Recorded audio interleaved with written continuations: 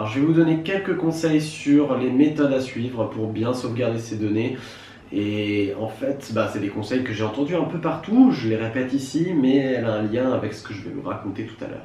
Alors pour sauvegarder vos données, il y a des techniques très simples, c'est-à-dire prendre un disque dur externe, l'accrocher dans son ordinateur, faire ses sauvegardes, l'enlever et le mettre autre part. Alors il y a plusieurs points là-dedans. On a les petits disques durs externes qui sont déjà prévus en USB, qui sont faits pour ça. Parfois les contrôleurs de ces disques durs sont pourris et un disque dur externe, un petit truc très mignon comme ça peut se fracasser par terre. Il y a la sauvegarde que j'aime bien, la sauvegarde sur le cloud. Alors soit c'est gratuit, soit ça coûte de l'argent. Personnellement, ce que j'utilisais, c'était Dropbox, Mega, SoundCloud pour mes musiques, qu'est-ce qu'on a? Google en général pour les photos, les documents, les choses comme ça. Et tout ça ensemble vous fait un petit univers de possibilités de stockage qui vous permettent de mettre un peu tout en sûreté, même si il faut savoir que toutes ces grosses sociétés aiment beaucoup regarder ce que vous avez dans votre Dropbox ou ce que vous avez. Google va analyser la tête de toutes les personnes qui apparaissent sur vos photos, vos contacts, etc. Mais bon, ça vous le savez déjà, vous êtes le produit. Ensuite, il y a un paramètre dans la sauvegarde qu'on a et qu'on essaye de faire au mieux, la sauvegarde externe par exemple.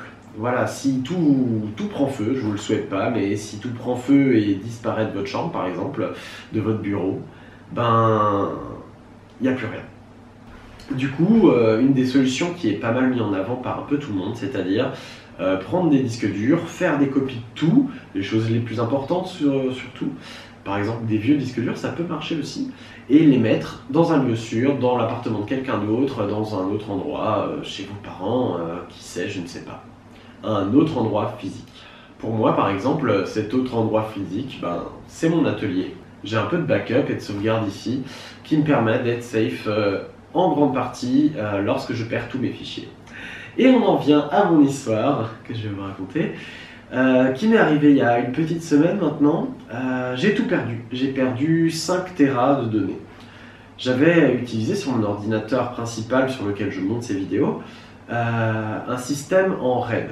Donc il y a le RAID 1, le RAID 5, le RAID 0, le RAID 10. Moi, ce que j'ai utilisé, c'est le RAID 10. C'est-à-dire que 4 disques durs, j'ai accès seulement à la capacité de 2 de ces disques durs sur les 4. Ensuite, les 2 autres ne servent que à faire des copies. Mais ils servent aussi à envoyer les fichiers en même temps. C'est-à-dire qu'au lieu d'accéder à un disque dur, j'accède à 2 disques durs en même temps. Ce qui double mon débit de données. Que ce soit en lecture ou en écriture. J'ai utilisé ce système. Il faut le configurer, c'est relativement simple. Mais j'ai eu un gros problème avec mon ordi. Un problème technique assez violent. Qui m'a demandé de remettre le BIOS sur la carte mère par exemple et de formater complètement dans mon ordi.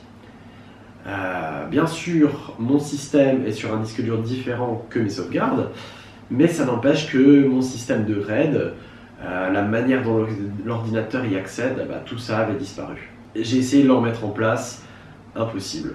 Ou alors je suis juste une grosse merde. Ce qui est fort probable, mais en tout cas, j'ai perdu mes 5 Tera de données, toutes mes photos ever, tous mes travaux, toutes mes photos en HD, tous mes travaux, tout ce que j'ai écrit, tout ce que j'ai fait comme musique, les concerts d'EDL que j'ai filmés, que je n'avais pas encore sauvegardés. En gros, tout ce que je n'avais pas encore mis sur des disques durs de sauvegarde longue durée. Heureusement, grâce aux quelques techniques dont je vous ai parlé à l'instant, les sauvegardes sur internet, ça m'a un peu sauvé les fesses. Donc cette perte de tout, ça va provoquer des petits changements parce que je suis passé par 3 étapes en fait. Je suis passé par la colère, en passant 12 heures à essayer de fixer cet ordinateur. Je suis passé par le désespoir où j'avais très envie de pleurer et j'ai eu envie de tout laisser tomber et tant pis. Et ensuite je suis passé par... Là je suis un peu dans la phase de recul où je me dis que c'est un bon départ à zéro. On fait table rase, on arrête de s'encombrer de vieux trucs qui ont une moindre importance mais presque... Voilà. Et on repart à zéro. Donc je suis curieux de savoir, vous, est-ce que vous avez un peu traversé ces étapes quand ça vous est forcément arrivé une fois? Et est-ce que ça a changé votre manière de stocker ou de, voilà, de travailler en général?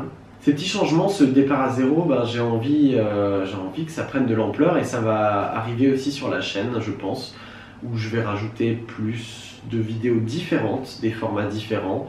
Et je me pose pas mal de questions. Et voilà, des choses risquent de bouger, préparez-vous. On se retrouve très bientôt pour des vidéos dans ce format, dans le format un peu vlog. J'espère que mon histoire de désespoir vous aura fait rigoler ou vous aura fait peur pour vous pousser à presser la touche F5 et à sauvegarder en permanence. Pensez à vous abonner, à liker et à partager cette vidéo à tous les gens qui ne pensent pas à sauvegarder et qui un jour vont traverser ce que j'ai traversé, de l'horreur, de la tristesse pure. C'était juste horrible. Mais c'est du passé. Maintenant, allons de l'avant. Merci d'avoir suivi jusqu'au bout et à très bientôt.